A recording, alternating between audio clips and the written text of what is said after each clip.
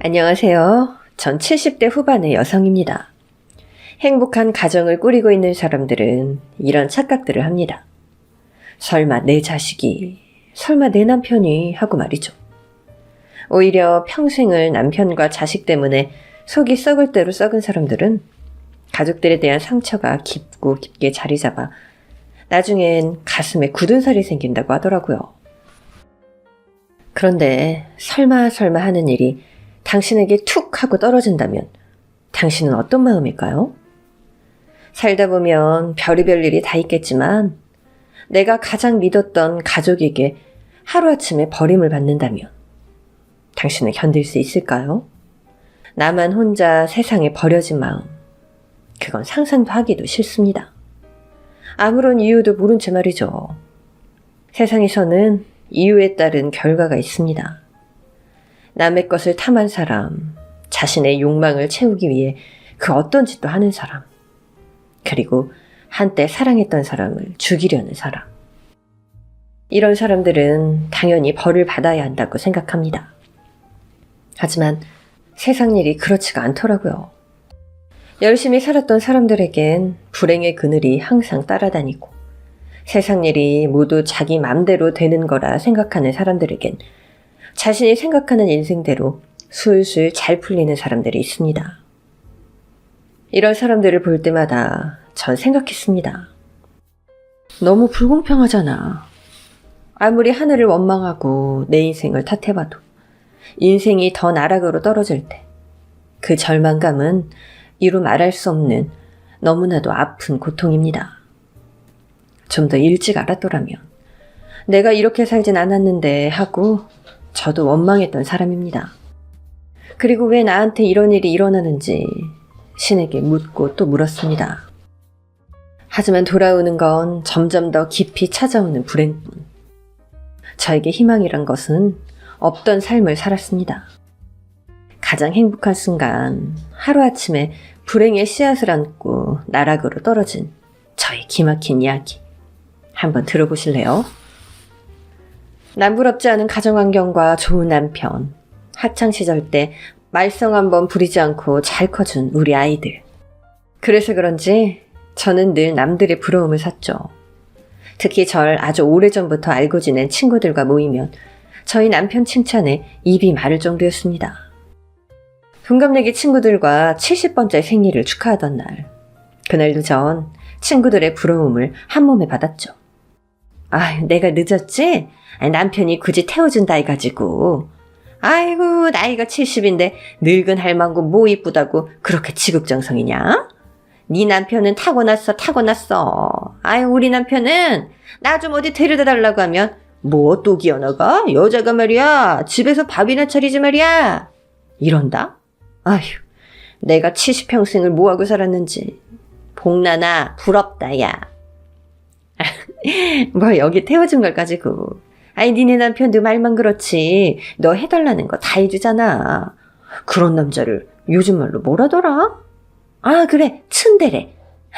우리 딸이 가르쳐주더라. 뭐? 아유, 생전 듣지도 못한 말이네. 요새 애들 말이야? 으이그야, 츤데레가 뭐냐면 말이야.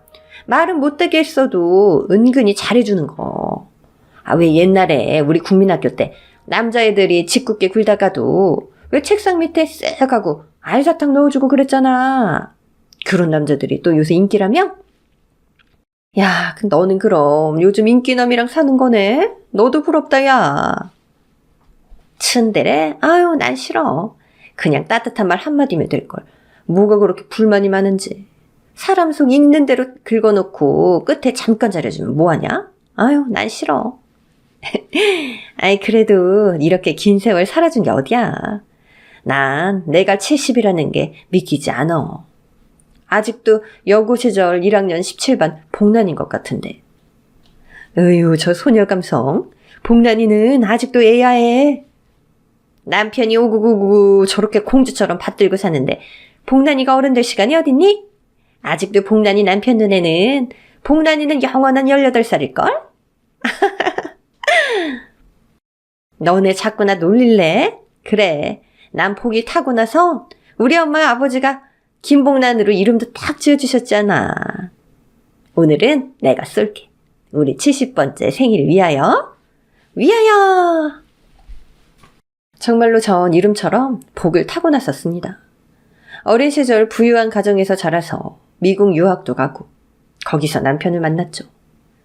그땐 뭐가 그리 좋았는지 서로 얼굴만 봐도 웃고 또 웃고.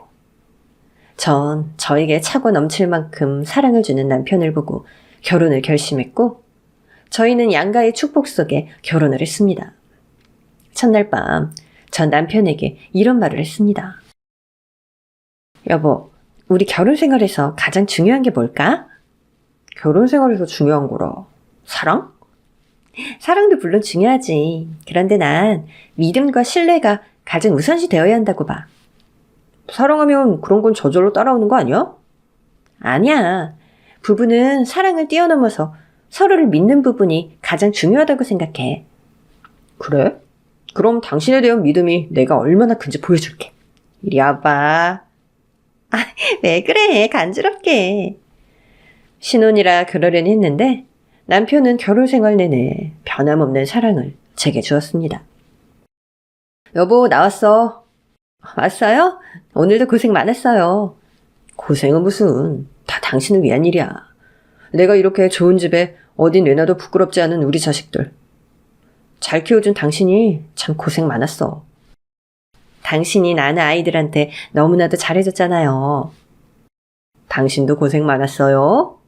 참, 아이 큰애가 당신 칠순 이번 주 토요일에 하자던데 시간 괜찮지? 안 그래도 큰애가 전화 왔었어요. 한 번씩 그놈 보면 질투난다니까. 맨날 엄마 걱정뿐이야. 에휴, 질투는 무슨. 아이 아들이 엄마 찾는 게 당연한 거 아니에요? 그놈 나이가 지금 내일 모레면 50이야. 이제 내가 당신을 독차지할 때도 됐지 않아? 아유, 별소리를 다 하셔. 자식놈 말썽 부리면 그것만큼 속상한 게 없지. 내 친구놈 정사장 아들 말이야. 이것저것 한다고 집에 있는 돈 다 가져다가 사업으로 말아먹고. 이제는 보험을 팔러 다닌다네. 그놈 그거 그네랑 같은 대학 나왔잖아. 아휴, 좋은 대학 나와도 가정교육이 잘 돼야 되는데. 에휴. 어째요, 정 사장님? 그래서 오늘 아들 보험 좀 팔아달라고 날 찾아왔더라고. 참 뿌리칠 수도 없고 말이야. 아유, 보험 그거 얼마 한다고요. 손해보는 것도 아니고.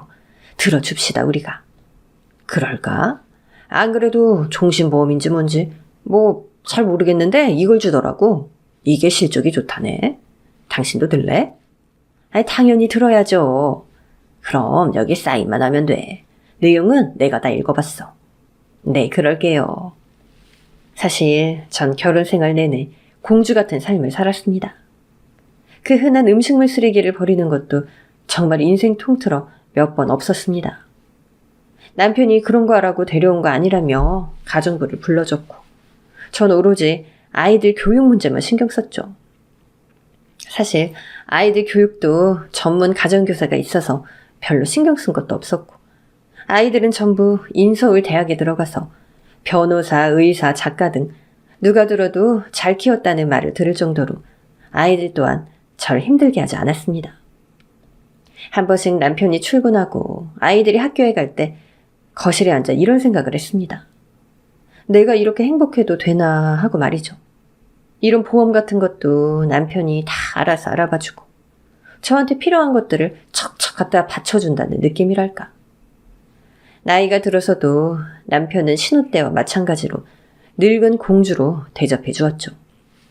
그래서 전 남편이 팥으로 매주를 쓴다고 해도 다 믿었습니다. 경제권도 남편이 다 알아서 관리하고 내가 필요한 것들이 있으면 최고로 골라서 해결해주니 전 솔직히 세상 물정도 잘 모르고 그냥 온실 속 화초 그 자체였습니다. 칠순이 될 때까지 택시 한 번 타본 적 없고 늘 남편이나 기사를 불러 이동을 했습니다. 그러니 친구들이 절 부럽다 할 만하겠죠? 전 그 보험이 종신보험이란 말만 듣고 그렇구나 하고 믿었습니다.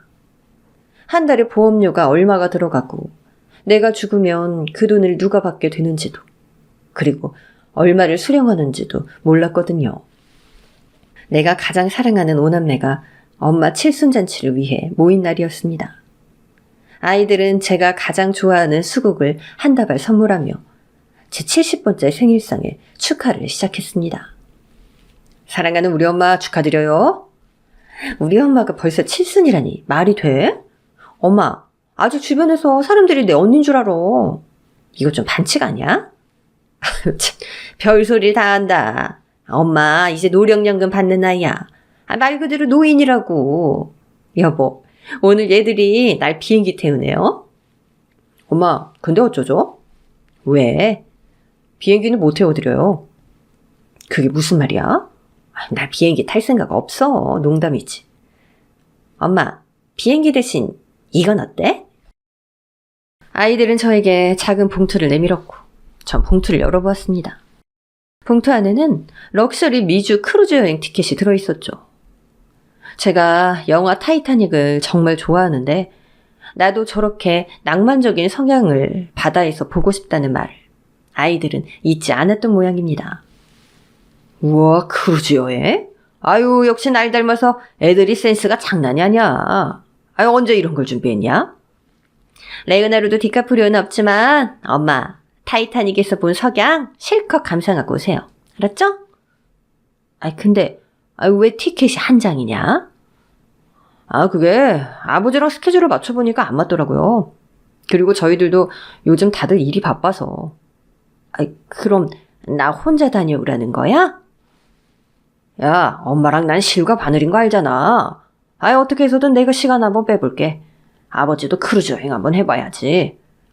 아버지, 물론 두 분이서 가시는 게 저희도 좋지만, 이번엔 엄마 혼자만의 시간을 가지는 것도 좋겠다는 게 저희들의 의견이에요. 엄마도 이제 아버지 없이 혼자 여행도 한번 해봐야죠.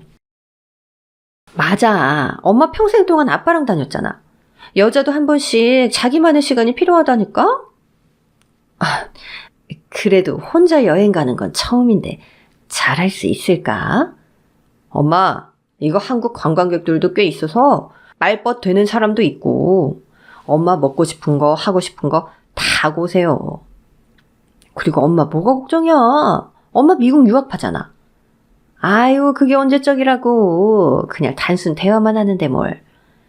여튼 나만 패놓고 말이야. 내가 니네 엄마 없이 보름을 어떻게 혼자 있냐? 여보, 나도 데려가. 응? 아빠도 이번에 좀 엄마 없이 살아보세요. 엄마의 소중함이 얼마나 큰지 아실 때도 됐잖아요. 야, 무슨 말을 그렇게 섭섭하게 하냐? 내가 니네 엄마를 얼마나 사랑하는지 몰라? 아버지, 여자들끼리 통하는 뭔가가 있잖아요. 남자들은 마음은 이런데 여자들은 모르는 뭐 그런 거. 맞지?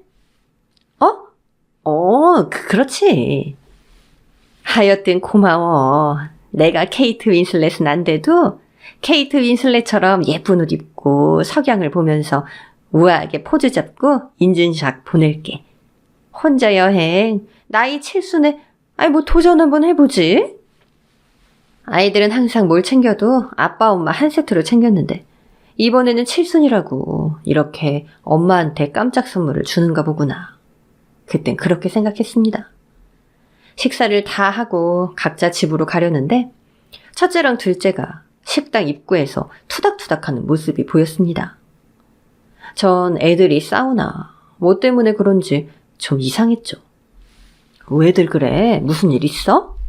아니에요, 엄마. 오빠 바라기가 왜 오늘은 오빠한테 인상을 쓰고 오늘 왜 그래? 아니야, 그냥 오빠한테 투정 좀 부렸어. 무슨 투정? 그게 나도 크루즈 여행 보내달라고. 맞아요, 엄마. 저보다 돈도 더 잘 벌면서 맨날 오빠한테. 아유, 참. 네가 오빠 크루즈 여행이나 좀 보내줘라. 아유, 다음에 우리 온 가족 같이 가자. 뭘 그런 걸로 오빠한테 투정을 부려. 그냥 오랜만에. 자, 가자. 엄마, 조심히 가시고 여행 가는 날은 제가 모셔다 드릴게요. 자, 우리는 가자. 그래, 고마워. 조심히들 들어가고. 그날따라 왜 그런지 아이들이 좀 멀게 느껴졌습니다. 화려한 생일 파티에 선물까지 받았는데 뭔가 마음 한켠이 공허하고 불안한 느낌이 들었습니다. 그땐 혼자 여행을 간다는 것에 대한 부담감 때문이라 생각했죠. 당신은 좋겠어. 혼자 크루즈 여행이라. 야, 멋지다. 아니, 난 벌써부터 겁나요. 당신 없이 어떻게 여행을 갈지. 한 번씩 그렇게 다녀오는 것도 좋지 뭐. 당신은 잘할 수 있을 거야. 당신 식사는 어쩌죠? 아니, 내가 당신 없으면 밥 굶을까 봐? 당신 없으면 나도 당연히 싫지. 아니, 그런데 우리 마눌님 생신인데 내가 보름 정도 호라비 노릇 좀 하지 뭐. 당신도 참. 남편은 제가 크루즈 여행을 간다고 하니 새로 산 캐리어에 여행에 필요한 모든 물품을 순수 다 챙겨주었습니다. 칠순이 넘은 남자가 자기 마누라 속옷까지 챙겼다면 말 다 한 거죠. 전체 여행을 위해 이렇게 준비해준 남편이 너무 고맙고 내가 참 남편 복이 있구나 하고 새삼 다시 느꼈습니다. 내가 당신 안 만났으면 이렇게 곱게 늙지도 못했을 거예요. 다 당신 덕분이에요. 아니, 내가 할 말을 당신이 안 해. 내가 당신 만나서 호강했지. 지금도 행복이 넘쳐. 여보, 그동안 나랑 살아줘서 고마워. 나도요. 정말 고마워요. 그렇게 우리 부부는 여행 전날 긴 결혼 생활에 대한 서로의 고마움을 표시했고 저는 여행에 대한 설레임과 행복함으로 잠을 청했습니다. 드디어 기다리고 기다렸던 여행 날 아침이었습니다. 첫째는 저를 픽업하러 우리 집으로 왔고 여행 가는 엄마를 위해 이것저것 챙기기도 많이 챙겼더라고요. 근데 아들, 이건 뭐야?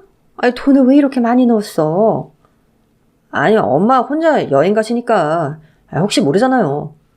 아빠가 준 돈으로도 충분한데? 아니, 이 큰 돈을 내가 여행 가면서 어떻게 가지고 가니? 엄마, 사람 일은 정말 몰라요. 정말 만약에 가족과 연락이 안 되거나 그러면 엄마 혼자 해결해야 되잖아요. 내가 자식이 5이고 남편도 있는데 연락이 안 되긴 왜 안 돼? 엄마, 만약에 말이에요, 만약에. 알았어. 내가 무슨 어린애도 아니고. 고맙게 받으마. 엄마, 이제 출발해야 돼요. 어서 타세요. 아들은 언뜻 보기만 해도 3천만 원이 훌쩍 넘는 현금을 저한테 주었고 전 그날따라 아들이 뭔가 이상해 보였습니다.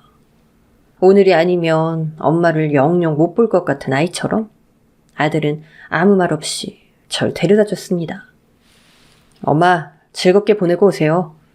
그래, 아들. 너희들이 정말 엄마한테 최고의 선물을 줬어. 잘 다녀올게. 시간 다 됐다. 나 들어갈게. 엄마, 잠깐만요. 아들은 갑자기 절 꼭 끌어안았습니다. 그냥 마중 인사라고 하기엔 아들의 포옹이 다른 때와는 좀 다르구나라는 걸 느꼈죠. 엄마, 우리가 엄마를 얼마나 사랑하는 줄 알죠? 그럼 엄마가 왜 그걸 모르겠니? 엄마 여행 혼자 보내니까 걱정돼서 그래? 아니에요. 우리 엄마 혼자서도 잘할 수 있을 거예요. 그래, 기대된다. 엄마 잘 다녀올게. 중간중간 연락할 테니까 너무 걱정 말고. 네, 엄마. 그렇게 전 아들과 헤어졌고 크루즈선에 올라탔습니다. 혼자만의 여행이라 처음엔 불안했는데 그 불안감은 기대감으로 바뀌었고 여행을 하면서 혼자 여행도 참 좋구나라는 걸 느꼈죠. 매일매일 입맛을 돋우는 요리가 제 앞에 대접되고 음악회 그리고 스포츠까지 정말 이래서 사람들이 크루즈 여행 하는구나 라는 걸 알게 됐습니다. 그리고 제가 크루즈 여행을 하면 꼭 하고 싶었던 것 바로 석양을 보는 것이었죠. 그냥 석양을 보러 가는 건데 왠지 케이트 윈슬렛처럼 예쁘게 차려입고 보고 싶다는 생각이 들어서 준비해온 예쁜 쇼를 걸치고 뱃머리 쪽으로 갔습니다. 정말 큰 바다 위에서 보는 석양이란 그야말로 예술 그 자체였습니다. 석양을 보며 그런 생각을 했습니다. 아이들과 남편도 함께 있으면 얼마나 좋았을까 하고 말이죠. 그런데 그때 어떤 남자가 저에게 샴페인 한 잔을 내밀었습니다. 전 깜짝 놀라 그 사람 얼굴을 쳐다봤죠. 정말 인성이 좋다는 말이 절로 나올 정도로 착하게 생긴 50대 중반 정도로 돼 보이는 남자였습니다. 남편 말고는 외간 남자랑 말도 잘 안 섞는데 혼자 여행을 오니 이런 일도 다 생기더군요. 혼자 오셨어요? 아니요. 남편이랑 왔어요. 아니던데. 남편분이랑 식사하시는 거 한 번도 못 봤는데요? 그건 저도 혼자 왔어요. 와이프가 갑자기 나 고생했다고 크루즈 티켓을 끊어주더라고요. 진짜 번갯불에 콩 구워 먹듯 하루 만에 여행짐 싸고 배에 올라탔어요. 와이프 말로는 가족을 위해 헌신한 남편에게 꼭 해주고 싶은 선물이라나 뭐라나. 그렇게 절 감동시키더라고요. 근데 저랑 나이가 비슷하시죠? 아유, 무슨 소리세요? 예? 그럼 저보다 누님? 저 칠순이라고 아이들이 여행 보내줘서 온 거예요. 예? 아유, 말도 안 돼. 자랑이라면 자랑일 수도 있지만 남편 복이 있어서 힘든 것 없이 이제껏 살아왔네요. 그래서 사람들이 좀 동안으로 보긴 해요. 남편분 어떤 분인지 진짜 궁금하네요. 전 세상에서 제가 와이프한테 제일 잘하는 최고의 남편이라고 생각했는데. 엄청 잘해주실 것 같은데요? 그리고 아내분도 잘하실 것 같고. 예, 전 아직도 와이프가 예뻐 죽겠어요. 곧 환갑인데 아직도 섹시하다니까요. 우리 둘 다 남편 자랑 아내 자랑 팔불출이 따로 없네요. 그럼 팔불출끼리 건배 한번 할까요? 저처럼 사랑받는 여자가 또 있구나 하는 생각이 들었습니다. 낯선 사람과는 말도 잘 안 하는 성격인데 왠지 그 남자는 뭔가 저와 연결고리가 있을 듯한 그런 생각이 들었습니다. 당시에는 둘 다 혼자 여행을 왔고 또 각자의 배우자를 너무 사랑하는 공통점이 있기에 그런가 보다 생각했죠. 그렇게 보름간의 크루즈 여행을 마치고 한국에 도착을 했습니다.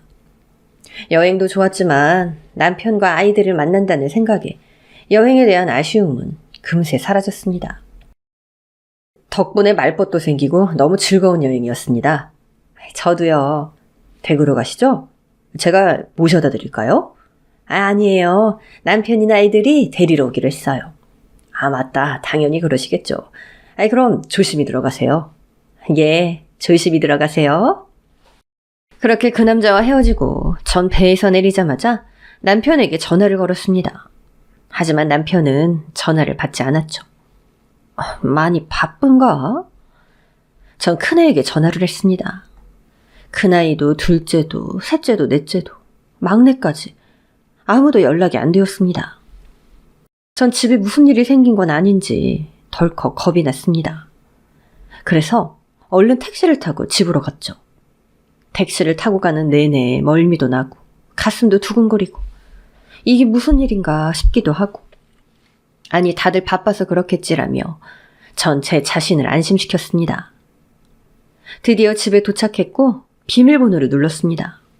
그런데 틀린 번호라고 떴습니다. 여행 갔다 온 동안 제가 비밀번호를 착각했나 하고 또 눌렀습니다. 문은 열리지 않았고 전 불안한 마음에 누르고 또 눌렀습니다. 그런데 그때 현관문이 벌컥 열렸습니다. 아니 누군데 남의 집 길 함부로 눌러요? 당신 미쳤어요? 여기 우리 집인데? 누구세요? 뭔 소리야? 내가 여기 이사 온 지 열흘이나 됐는데. 뭐라고요? 난 이 집을 판 적이 없는데. 우리 남편 어딨어요? 당장 전화해봐야겠다. 하지만 남편은 전화를 받기는커녕 수신 차단이 된 건지 통화할 수 없다는 연결음만 자꾸 들렸습니다. 보니까 나이가 좀 있으신데 혹시 집을 착각한 거 아니에요? 아니면 혹시 치매... 아니에요. 뭔가 잘못됐어요. 뭔가 잘못됐다고요. 전 온몸에 힘이 풀려 주저앉고 말았습니다. 보름 전만 해도 우리 집이었는데 갑자기 딴 사람의 집주인이라뇨. 더 어이가 없는 건 가족 모두가 연락이 안 된다는 겁니다. 전 어쩔 줄 몰라 우리 집, 아니 이젠 남의 집이 된 차디찬 복도에서 밤을 샜습니다. 춥고 배도 고프고 내 자신이 너무나 처량했습니다. 살면서 단 한 번도 이런 취급을 받아본 적이 없는데 나이 70에 내가 왜 이렇게 됐나. 너무 무섭더라고요. 문자에 전화에 아무리 연락을 해도 전화를 받지 않는 가족들. 전 결국 동생에게 전화를 걸었습니다. 언니 이제 도착한 거야? 여행은 잘 다녀왔고? 근데... 언니 왜 그래? 왜 울어? 정란아, 언니 좀 데리러 와라. 언니 지금 어딘데? 집 아니야? 집이긴 한데 우리 집이 아니야. 그게 무슨 소리야? 형부는? 애들은? 다 연락이 안 돼. 정란아, 나 좀 데리러 와줘. 동이 트지도 않은 새벽, 동생은 절 데리러 왔습니다. 여독도 여독이지만 하루아침에 내 집이 사라지고 가족들은 연락이 안 되고 이게 대체 무슨 일인가 싶었습니다.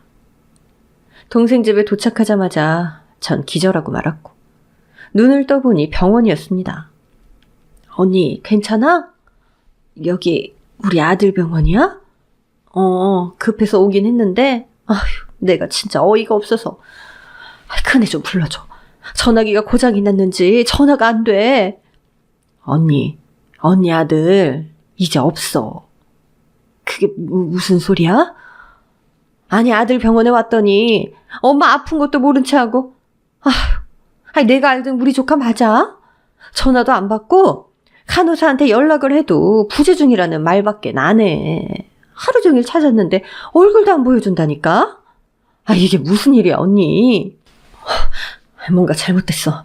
내가 가봐야겠어. 자, 링거를 빼고 신발도 제대로 신지 않은 채로 아들의 진료실로 향했습니다. 간호사들이 들어가면 안 된다고 절 막아섰지만 전 내 아들 얼굴을 봐야겠다고 악을 쓰고 소리를 질렀습니다. 그러자 큰애가 진료실 문을 열고 나왔습니다.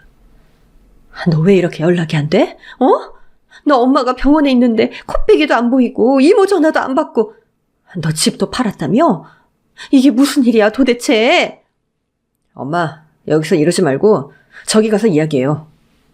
아들은 절 휴게실로 데려갔고 아무 말 없이 고개만 숙이고 있었습니다. 전 정말 속이 터져 죽겠는데 대답도 없고 아들이 왜 이러는지 영문을 몰랐습니다. 준아, 도대체 무슨 일이냐고. 엄마한테 왜 이래, 응? 엄마, 그래. 엄마 속 터져 죽겠다. 무슨 일인지 말을 해야 알지. 엄마, 우리가 엄마를 버린 거예요. 뭐라고? 왜 요즘 해외 고래장이라고 하잖아요. 부모가 싫어서 해외에 버리고 오는 거. 저희가 그걸 엄마한테 한 거라고요. 니들이 엄마를 버렸다고? 왜? 엄마가 무슨 잘못을 했길래? 너 지금 엄마한테 장난치는 거지? 그렇지? 세상 물정도 모르고 맨날 아버지한테만 기대고 만약에 아버지 돌아가시면 엄마를 어떻게 돌봐야 할지 솔직히 막막했어요. 그래서 결정한 거예요. 엄마를 버리자고. 뭐야? 제가 돈 드렸잖아요. 그걸로 사세요. 돈 더 필요하면 문자 보내시고요. 자꾸 전화하지 말고. 니들 이러는 거 아빠도 알아? 아버지는 잘 몰라요. 아버지한테 연락하지 마세요. 아버지 지금 아파서 요양원에 계세요. 아버지한테 괜히 연락해서 충격 주지 말고 그냥 혼자 조용히 사세요, 제발. 아빠가 왜? 어디가 안 좋은데? 그렇게 건강하던 사람이 갑자기 왜? 원래 건강이 안 좋았는데 엄마한테 내색 안 한 거예요. 아버지 좀 가만히 내버려 두세요. 이제껏 아버지 때문에 호강하셨잖아요. 아들, 준아, 너 진짜 왜 이래? 엄마한테 이러면 안 되는 거잖아. 저 환자들 기다려요. 앞으로 연락하지 마세요. 정말 엄마 안 볼 거니까. 아들의 바지를 붙잡고 울며불며 빌었지만 아들은 차디찬 얼굴로 저를 내치고는 가버렸습니다. 전 아들이 떠나자마자 숨이 멎을 듯한 고통이 찾아왔습니다. 가슴을 때리고 또 때려도 가슴 속의 멍울은 없어지지 않았습니다. 전 동생의 도움을 받아 다시 동생 집으로 갔고 한동안 충격에서 벗어나질 못해 하루 종일 눈물만 흘렸습니다. 언니, 뭘 좀 먹어야지. 꼴이 이게 뭐야. 언니, 제발 한술만 떠, 응? 치워. 아무리 돈 많고 잘난 집안이라지만 지들한테 언니가 어떻게 했는데? 변호사에 의사에 뒷바라지하는 거 생각도 안 하고 뭐 고려자? 아휴, 미친. 호로자식도 이런 호로자식이 없어. 언니가 그렇게 입이 마르게 자랑하던 애들, 그것들 자기들 이제 언니 도움 없이도 잘 사니까 엄마 버린 거야. 머리가 좋으면 뭐해? 싸가지 밥 말아먹은 것들, 칼 안 마셔도 시원치 않을 것들, 그런 것들을 낳고 미역국을 먹었어. 짐승도 그렇게는 안 해. 짐승도 지 애미애비를 안다고. 그만해. 참, 타이밍도 웃기지. 그렇게 멀쩡하던 형부가 왜 요양원에 가? 그것도 거짓말이야. 형부도 언니 버린 거라고. 그런 소리 하지 마. 내가 온갖 요양원에 전화해서 형부 찾아봤어. 그럴 사람 없대. 그것들이 형부도 숨긴 건지 모르지. 솔직히 돈줄은 형부가 주고 있잖아. 애들은 몰라도 아픈 사람한테 그런 소리 하지 마. 니네 형부 그런 사람 아니야. 내 말이 맞는지 언니 말이 맞는지 나중에 한번 보자고. 그리고 내가 한마디만 할게. 그 잘난 큰아들 말대로 언니는 세상 물정을 몰라도 너무 몰랐어. 왜 남편과 자식들이 해주는 것만 믿고 산 거야. 이런 일 생긴 거 언니 잘못도 있어. 그러니까 죽을 때까지 밥으로 안 살 거면 얼른 먹어. 먹고 정신 차리라고. 맞습니다. 전 바보였습니다. 남편이 해주는 대로, 아이들이 하자는 대로 그저 따라가기만 했죠. 온실 속 화초 공주가 아니라 한평생을 바보로 산 겁니다. 제가 자식이라도 이런 엄마는 버리겠다는 생각이 번쩍 들었습니다. 아무리 내가 배 아파 낳은 자식이라 해도 자기 부모를 이런 식으로 버리는 건 아닌 거 아닙니까? 전 정말 가족들을 위해 제가 할 수 있는 건 모든 것을 해주었습니다. 아무리 생각해봐도 전 잘못한 게 없었으니까요. 동생의 말이 저에겐 충격이 되었습니다. 전 그날 이후 넘어가지 않는 밥을 억지로 먹고 살아야겠다는 생각뿐이었습니다. 언젠간 이 엄마가 바보가 아니라는 걸, 자식들이 날 버릴 자격이 없다는 걸 알려주리라 다짐했습니다. 전 노인학교에서 제 또래들에게 영어와 국어를 가르쳤습니다. 평생 제 손으로 돈을 벌어본 적도 없었고 이제는 아무도 기댈 곳이 없다는 사실에 세상에 눈을 뜨게 된 거죠. 산상이 나보다 나이가 위요 아래요? 7학년 5반인데요. 나랑 카비네가. 근데 어찌 그렇게 미국말도 잘하고 한국말도 잘하고. 젊었을 때 잘 나갔나 보네. 그나저나 서방님은 죽었소 살았소? 네, 뭐. 손을 보아하니 고생도 안 했구먼. 내 손 좀 봐. 이게 손인지 거북이 등껍질인지 이제 와서 공부한다고 이러고 있으니 참 사람 팔자 웃겨. 그러게요. 사람 팔자 진짜 모르겠더라고요. 전 그렇게 소일거리를 하며 5년을 보냈고 죽을 나이가 다 됐으니 세월만 보내면 언젠간 죽겠지라는 생각만 했습니다.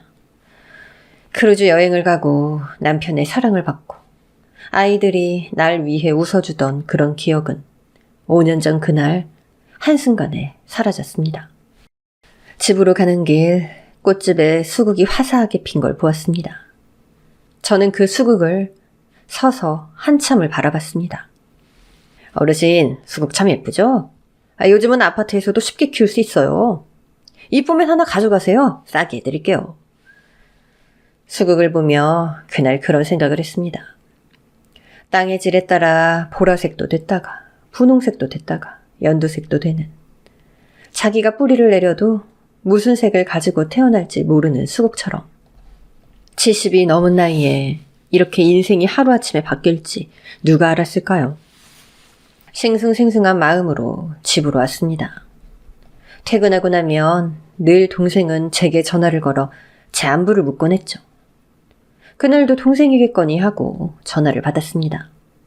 그런데 동생이 아닌 낯선 남자의 목소리가 들렸습니다. 저 김봉란 씨 맞으신가요? 네, 전데요. 어디신가요? 여기 경찰서입니다. 경찰서요? 아니, 경찰서에서 무슨 일로? 혹시 남편분이 이기적 씨 맞으신가요? 5년 동안 단 한 번도 떠올리지 않았던 이름, 이기적. 그토록 저를 아껴주고 사랑했던 남편의 이름을 왜 경찰한테서 들어야 했는지. 전 또 5년 전처럼 가슴이 옥죄어 오듯 공포가 몰려왔습니다. 네, 맞습니다. 그런데 왜? 이기적 씨가 오전에 교통사고로 사망하셨습니다. 네? 고속도로였는데 사망 원인이 좀... 아니, 제 남편은 요양원에 있어요. 잘못 전화하신 것 같네요. 아닙니다. 이기적 씨 인적사항 확인했고 김봉란 씨가 법적 부인으로 돼 있는 거 확인했습니다. 힘드시겠지만 병원으로 오셔서 시신을 좀 확인하셔야 될 것 같습니다. 전 5년 전 그렇게 사랑하던 아이들에게 철저히 버려졌고 남편에게 연락도 하지 못한 채 5년을 보냈습니다. 아이들 말대로 요양원에서 지낸다는 말만 믿고 그렇게 세월을 보냈는데 갑자기 교통사고라뇨. 전 놀란 마음을 부여잡고 병원으로 갔습니다. 전 시신 안치실로 뚜벅뚜벅 걸어갔고 떨리는 손으로 남편의 시신을 확인했습니다. 설마 했던 일이 정말 제 눈앞에 펼쳐졌습니다. 요양원에 있다던 남편은 교통사고로 사망한 채로 시신으로 누워 있었습니다. 확인하실 분이 또 있습니다. 네? 누구? 경찰은 남편 옆에 하얀 천으로 덮여있는 한 시신으로 절 데려갔습니다. 전 영문도 모른 채 그 시신 앞에 섰습니다. 설마 우리 아이들이 아닐까? 전 너무 겁이 났습니다. 그런데 알지 못하는 중년의 여성이 누워 있었습니다. 도대체 이 여자가 왜 제 남편과 함께 있는지, 이게 무슨 일인지 너무나도 혼란스러웠습니다. 고인이 된 분께 드릴 말씀은 아닌데 사고 원인은 유가족이 아셔야 할 것 같아서요. 남편분이 이 여성분과 달리는 차 안에서 이상한 행위를 하다 그만. 경찰의 말은 운전하던 남편과 동승했던 여자가 달리는 차에서 망측한 짓을 즐기다 교통사고로 사망했다는 겁니다. 너무 안 부끄럽고 이게 말이 되는 일인지, 그리고 내 남편이 맞는지 전 너무 황당했습니다. 남편의 죽음이 전혀 현실로 다가오지 않았습니다. 그때 익숙한 목소리가 들렸습니다. 엄마, 5년 전 절 매몰차게 버렸던 아들의 목소리, 그리고 연락을 피했던 둘째, 셋째, 넷째, 그리고 막내까지. 저에게 달려와 무릎을 꿇고 엉엉 울기 시작했습니다. 전 그때만 해도 아이들의 눈물이 진짜인지, 또 무슨 의도를 가진 건지, 내가 그렇게 사랑했던 자식들을 의심할 수밖에 없었습니다. 왜냐면 절 버렸으니까요. 엄마, 우리가 죽을 죄를 졌어요. 엄마, 우리 엄마를 지키려고. 날 그렇게 버린 아이들이 날 지키려고 했다니, 이게 뭔 소리인지 전 알 수가 없었습니다. 엄마, 날 원망 많이 하셨죠? 엄마, 난 엄마가 죽을까봐, 엄마를 잃을까봐 그랬어요. 아이들은 저에게 충격적인 말을 털어놓았습니다. 제가 그렇게도 사랑했던 남편의 추악한 진실을 알려주었습니다. 나야, 지금? 안 돼. 애들이 집에 와 있어. 애들 있으면 어때? 잠깐 나와, 자기야. 응? 나도 너무 자기가 보고 싶어. 그 할망구랑 있고 싶어. 나랑 있고 싶어? 그 할망구랑 있고 싶어. 나랑 있고 싶어? 내가 요즘 무슨 생각하는 줄 알아? 저 할망구 어떻게 하면 처리할까? 그 생각뿐이라고. 그럼 보내버려. 뭐? 솔직히 지금 죽어도 아무도 의심 안 할 거 아니야. 그 할망구 나이가 얼만데? 뭐 그렇긴 하지. 나한테 생각이 좀 있긴 한데. 아들은 우연히 남편과 내연녀의 전화통화를 듣게 됐고 아빠가 엄마를 죽일 수도 있겠다는 생각이 들었다고 했습니다. 심증만 있을 뿐 물증이 없어 그때부터 아이들은 남편을 계속 감시했다고 했습니다. 그러다 남편은 첫째가 일하고 있는 병원을 찾아가 점심을 먹자고 했죠. 아들, 요즘 안락사? 죽음을 자기가 선택하는 거, 그거 도대체 왜 하는 거지? 그건 병으로 죽을 것 같은 고통을 겪는 사람이나 나이는 많고 돌봐줄 사람이 없는 그런 사람들이 선택할 수밖에 없는 마지막 권리죠. 그럼 안락사 할 때 그 약물, 그게 어떤 건데 사람이 그렇게 조용히 죽는 거냐? 아버지, 왜 그런 걸 물어보시는 건데요? 아니, 그냥 궁금해서. 전 엄마 아버지가 아무리 고통스러운 병에 걸리셔도 끝까지 살려낼 겁니다. 제가 이기적으로 보여도 전 부모를 그렇게 보낼 수 없어요. 아니, 궁금해서 물어보건데 왜 그렇게 정색을 해? 의사 아들이 있으니 물어본 거다. 자, 먹자. 아들은 남편이 저를 해칠 것 같다는 확신을 했고 어떻게 해서든 남편과 저를 떼어놓아야겠다는 생각을 하게 되었다고 합니다. 그래서 크루즈 여행을 준비했고 저만 보냈다고 했죠. 그럼 5년이란 긴 시간 동안 왜 가족들과 헤어지게 된 건지 궁금했습니다. 그런 일이 있었으면 나한테 먼저 이야기를 했었어야지. 내가 지난 5년을 어떻게 보냈는지 알아? 아들은 제가 죽으면 남편이 사망보험금을 타게 된다는 사실을 알게 됐고 남편이 어떻게 해서든 절 처리하고 돈을 갈취해서 내연녀와 도망갈 거란 사실에 더 두려워졌다고 했습니다. 정말 제가 알던 아버지가 맞나 했어요. 어떻게 그 많은 세월을 엄마를 속이며 연극을 했는지 정말 역겨웠어요. 엄마를 멀리 보내야겠다는 생각뿐이었어요. 그래야 엄마를 살릴 수 있으니까. 아버지가 엄마를 해칠 생각을 하지 않게 하기 위해선 엄마가 우리를 버리고 가버렸다는 이야기를 했어요. 그리고 엄마에게 연락을 할까봐 아버지 전화도 제가 없애버렸어요. 엄마가 없어지니 정말 노골적으로 그 여자와 당당히 돌아다니더군요. 저희는 모른 척했어요. 차라리 아버지가 우리를 버리고 그 여자랑 도망가길 원했어요. 그래야 엄마가 저희 곁으로 돌아올 수 있으니까요. 아들이 전해준 이야기는 너무 고통스럽고 치욕적이었습니다. 하지만 아이들이 절 살리기 위해 그런 선택을 할 수밖에 없었다는 사실에 전 너무 감사했습니다. 그리고 그 오랜 시간을 버텨왔다는 걸 생각하니 가슴이 아팠습니다. 하지만 충격적인 일은 이게 끝이 아니었습니다. 시신을 확인해야 할 사람은 저뿐만이 아니었습니다. 남편의 내연녀의 남편. 그가 찾아왔습니다. 그런데 내연녀의 남편은 제가 아는 사람이었습니다. 아니, 크루즈 맞죠? 네, 그런데 왜 여기에? 와이프가 교통사고로 죽었어요. 네? 달리던 차에서 남편과 망측한 행위를 벌이다 남편과 함께 죽은 여자.